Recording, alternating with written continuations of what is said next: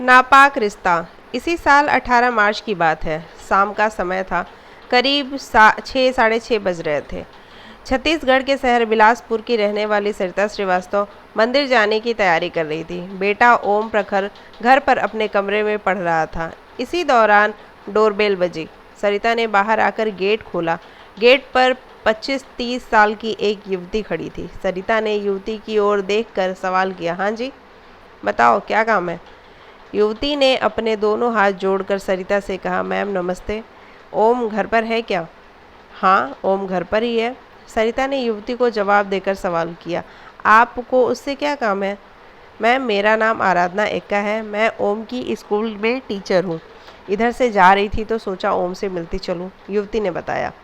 बेटे की टीचर होने की बात जानकर सरिता ने आराधना को अंदर बुलाते हुए ओम को आवाज़ देकर कहा, ओम आपकी मैम मिलने आई हैं। ओम बाहर आया तो टीचर उसे देखकर मुस्कुरा दी। सरिता को मंदिर जाने में को देर हो रही थी, इसलिए उन्होंने ओम से कहा, ओम अपनी टीचर को चाय पानी पिलाओ, मुझे मंदिर के लिए देर हो रही है। ठीक है मम्मी, आप मंदिर जाइए। ओम ने मम्मी को आश्वस्त किया और अपनी टीचर से कहा, मैम आ जाओ, कमरे में बैठते हैं। हाँ बेटे, तुम बातें करो, मैं मंदिर होकर आती हूँ, कहकर सरिता घर से निकल गई। मंदिर सरिता के घर से दूर था। जब वह मंदिर से घर लौटी तो रात के करीब 8 बज रहे थे। घर का गेट खुला देखकर सरिता को थोड़ा ताज्जुब हुआ। ओम की लापरवाही पर खीस भी हुई। वह ओम को आवाज़ देती हुई घर में घुसी। ओम का जवाब नहीं आने पर उन्होंने कमरे में जाकर देखा तो उनके मुंह से चीख निकल गई। ओम अपने कमरे में पंखे की हुक से लटक रहा था। सरिता पढ़ी लिखी है, वह निजी स्कूल चलाती है। अपने 16-17 साल के बेटे ओम को फंदे से लटका देखकर वह कुछ समझ नहीं पाई। उन्होंने रोते हुए तुरंत घर के बाहर आकर जोर से आवाज़ देकर पड़ोसियों को बुलाया। पड़ोसियों की मदद से पंखे से लटके ओम को नीचे उतारा। ओम को फंदे से उतार कर उसकी नब्ज देखी तो सांसें चलती हुई नजर आई। सरिता पड़ोसियों की मदद से बेटे को तुरंत बिलासपुर के अपोलो हॉस्पिटल ले गई। डॉक्टरों ने बच्चे की जांच पड़ताल करने के बाद उसे मृत घोषित कर दिया। अस्पताल वालों ने इसकी सूचना तोरवा थाना पुलिस को दी। मामला सुसाइड का था, इसलिए पुलिस अस्पताल पहुंच गई। पुलिस ने सरिता से पूछताछ के बाद ओम का शव पोस्टमार्टम के लिए कब्जे में ले लिया। इसके बाद police Devri Khurd housing board इलाके में सरिता के घर पहुंची। उस समय तक रात के करीब 10 बज गए थे, इसलिए पुलिस ने वह कमरा सील कर दिया जिसमें ओम ने फांसी लगाई थी। दूसरे दिन तोरवा थाना पुलिस ने ओम के शव का पोस्टमार्टम कराया। एक पुलिस टीम ने सरिता के मकान पर पहुंचकर ओम के कमरे की जांच पड़ताल की। कमरे में पुलिस को ओम का मोबाइल स्टैंड पर लगा हुआ मिला। मोबाइल का डिजिटल कैमरा चालू था। पुलिस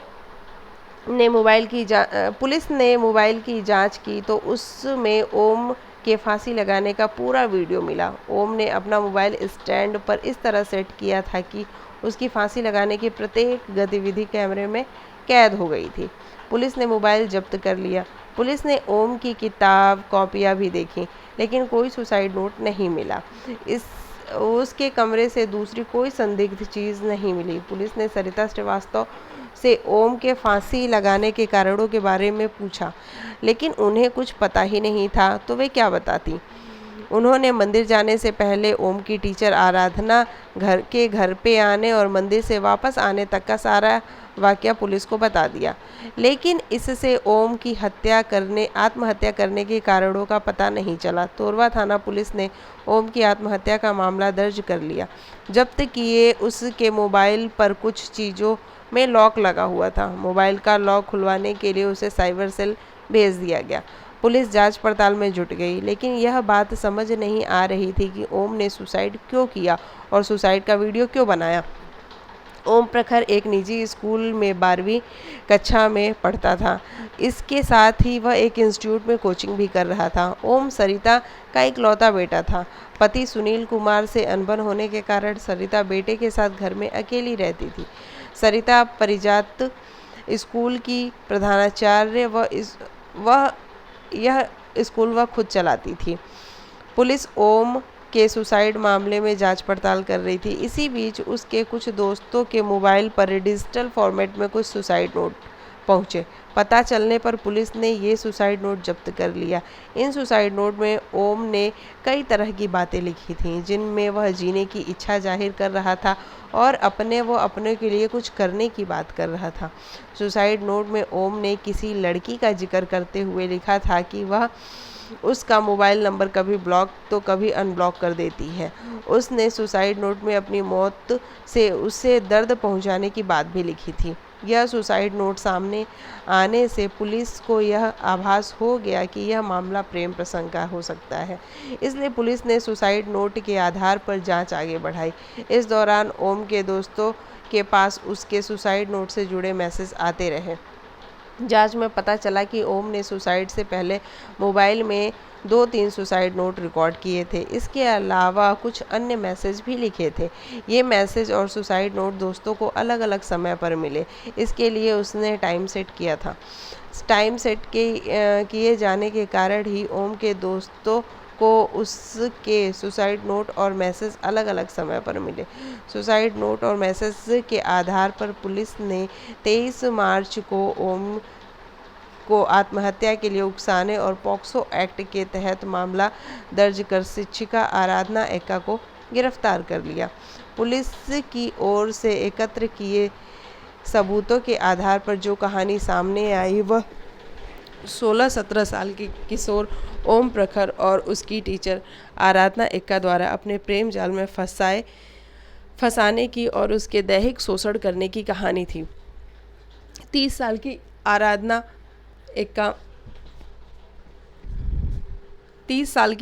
एक्का बिलासपुर के सरकंडा इलाके में एक निजी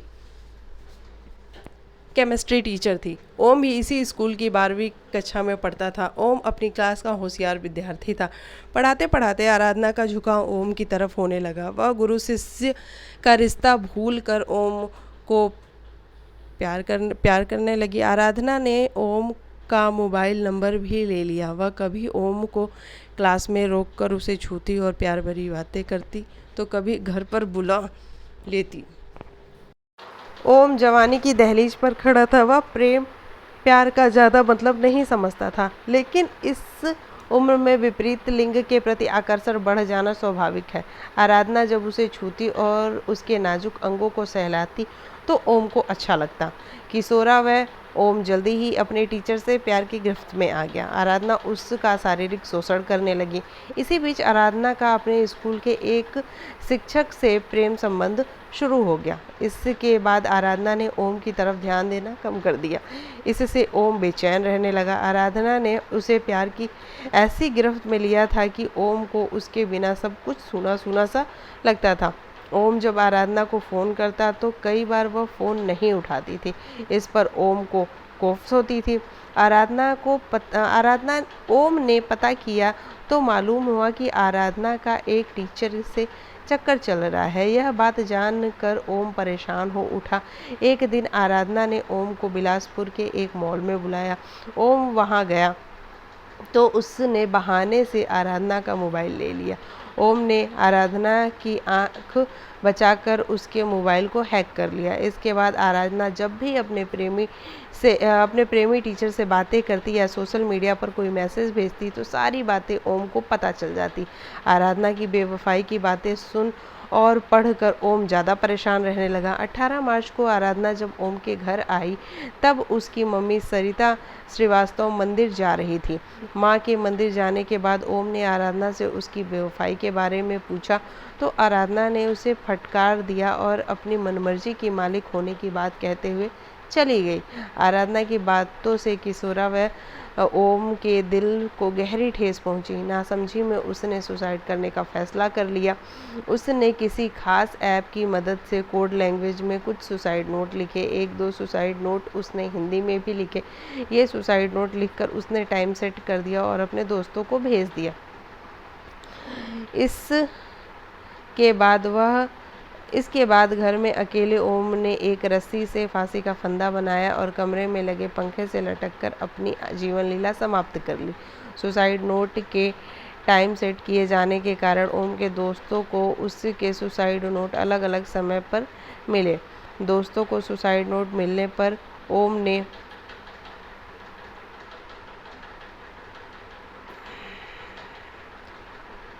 दोस्तों को सुसाइड नोट मिलने पर ओम के सुसाइड करने के कारणों का पता चला। पुलिस ने ओम के मोबाइल का लॉक खुलवाया और जांच पड़ताल की तो उसमें कोड वर्ड में सुसाइड नोट लिखा मिला। पुलिस ने साइबर एक्सपर्ट की मदद से सुसाइड नोट के कोड वर्ड को डिकोड कराया। सुसाइड नोट में आराधना के लिए एक जगह लिखा था कि उसे पता था कि मैं बेस्ट हूँ, लेकिन उसने मुझे बर्बाद कर दिया। मैं जिंदा रहना चाहता हूँ, अपने लिए, अपने घर वालों के लिए, जो मुझसे प्यार करते हैं उनके लिए बहुत कुछ करना चाहता हूँ। मैं जिंदगियाँ बचाना चाहता हूँ, लेकिन मुझे कोई नहीं बचा सकता। आराधना की बेवफाई का जिक्र करते हुए ओम ने सुसाइड नोट में लिखा कि वह मुझे अक्सर ब्लॉक कर देती थी और खुद की ज़रूरत पड़ने पर अनब्लॉक। मैंने उससे पूछा था कि वास्तविक जीवन में कैसे ब्लॉक करेगी। मैंने उससे मजाक में यह भी पूछा था कि क्या कोई और मिल गया है, तो उसने कहा था क्या मेरा एक साथ 10 के साथ चक्कर चलेगा। फिर बोली थी कि कभी शक मत करना। पहले उसने मुझे प्यार में फंसाया, फिर जब मुझे गहराई से प्यार हो गया तो वह मुझे छोड़ने की बातें करने लगी। मैं मनाता था तो मान भी जाती थी। वह मुझे इस्तेमाल करती थी। मैंने उसे सब कुछ दे दिया। आरोपी टीचर आराधना ने पुलिस से बताया कि ओम ही उसे परेशान करता था। वह कम उम्र का था, इसलिए उसने कभी उसकी शिकायत उसके घर वालों से नहीं की। पुलिस ने आरोपी टीचर को गिरफ्तार करने के बाद अदालत में पेश किया। अदालत के आदेश पर ही उसे 24 मार्च को जेल भेज दिया गया। पुलिस ने उसका मोबाइल भी जब्त कर लिया। बहरहाल आराधना ने अपनी काम इच्छा की पूर्ति के लिए किशोर उम्र में ओम का इस्तेमाल किया और हवस की आंधी आराधना की बेवफाई ने ओम को तोड़ दिया।